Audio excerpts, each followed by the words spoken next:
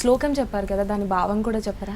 Yeah, so first శ్లోకం ఏదైతే చెప్పానో ధృతరాష్ట్ర ఉవాచ అంటే ధృతరాష్ట్రుడు అడుగుతున్నాడు సంజయ్ని, ధర్మక్షేత్రమైన కురుక్షేత్రం అంటే బ్యాటిల్ ఫీల్డ్ మనకి, అక్కడ ఏమి జరుగుతుంది, పాండవులు ఎంతమంది ఉన్నారు, కౌరవులు ఎంతమంది ఉన్నారు, ఎవరు ఏమి పట్టుకొని ఉన్నారు, ఎవరు ఏం చేస్తున్నారు అని ఆయన అడిగారు. నేను ఏదైతే శ్లోక చెప్పానో ఇంద్రియాని ఇట్స్ బ్యూటిఫుల్. సో మనకి 5 సెన్సెస్ ఉన్నాయి, అండ్ 5 సెన్సెస్కి మించింది మైండ్కి మించింది బుద్ధికి మించింది ఇంటెలెక్ట్ అన్న బుద్ధి అన్న ఒకటే, బట్ దానికి మించింది ద సెల్ఫ్ అంటే ఆత్మ. అండ్ ఇది వినడానికి ఎంత ఈజీయో స్పిరిచువల్ వైపు నుంచి to explore soul is something deep అంటాను నేను. That is what is my understanding. Super. So next ఇంకో శ్లోకం చెప్పారు కదా? యా, రెండు చెప్పారు.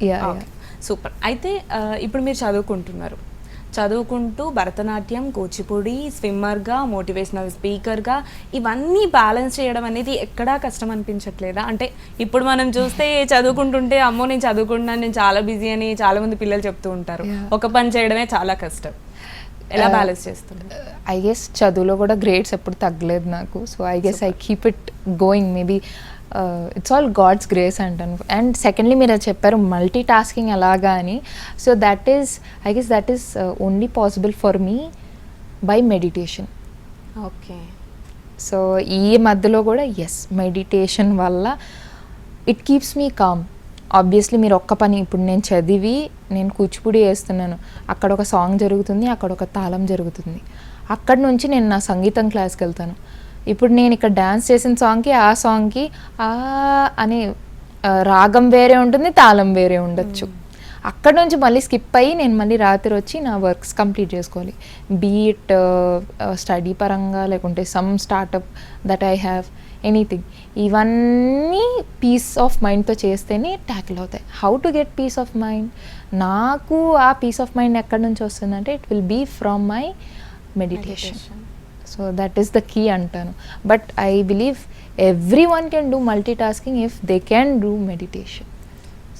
సూపర్. సో మల్టీ టాస్కింగ్ చేస్తున్నారు కాబట్టి అడుగుతున్నాను, అంటే ఇప్పుడు అన్నట్టు అన్నీ బ్యాలెన్స్ చేస్తున్నారు కదా, అయితే ఇప్పుడున్న జనరేషన్కి మీరేం చెప్పాలనుకుంటున్నారు? మీరు మోటివేషనల్ స్పీకర్ కూడా కాబట్టి మీ పద్ధతిలో చెప్పండి. Definitely one thing is for sure, మనం being youth we all want fun, we want to be funny in the sense entertainment అంటాను నేను. We all grow to be ఇప్పుడు ఎంటర్టైన్మెంట్ కావాలి అంటాము. బట్ ఐ సే ప్రతి దాంట్లో we can be fun, there can be fun, but it should not be funny. Because ప్రతిదీ ఎంటర్టైన్మెంట్గా తీసుకుంటే you won't excel, but you can have it fun, joyful learning. ఏదైనా చదువు కూడా సరే జాయ్ఫుల్గా if we can do it, you can excel in anything. I guess that is one of the step to key to success. Super. So Guinness book of record కాకుండా ఇంకా చాలా awards వచ్చుంటాయి కదా, మీకు బాగా హ్యాపీనెస్ ఇచ్చిన అవార్డు ఏంటి? So నాకు నాట్య మయూరి అని ఇచ్చారు.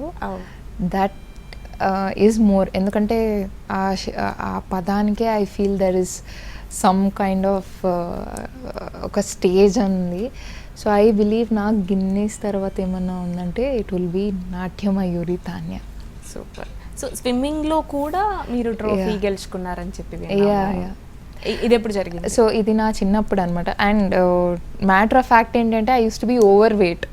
సో నేను స్కూల్లో ఇంటర్ హౌస్ స్కూల్ కాంపిటీషన్లో I got a trophy. Overweight ఉన్నా కూడా ఐ ఎక్సీడెడ్. ఎందుకంటే ఒకరు చెప్పారు నువ్వు చేయలేవు స్విమ్మింగ్ అంటే, నాకు చిన్నప్పుడే ఎందుకు వై నాట్ అనే ఫీలింగ్తో గెలిచాను ట్రాఫీ. అక్కడ నుంచి I was suppose to go to district and then nationals, తర్వాత ఒలింపిక్స్ వెళ్ళాలి. బట్ ఎన్వైర్న్మెంట్ సపోర్ట్ చేయలేదు కాబట్టి I couldn't go. Not only swimming, I believe I been in cricket, I been in football, basketball, అలాగే different స్పోర్ట్స్లో touch చేసి వచ్చేసాను అంతే. So yeah.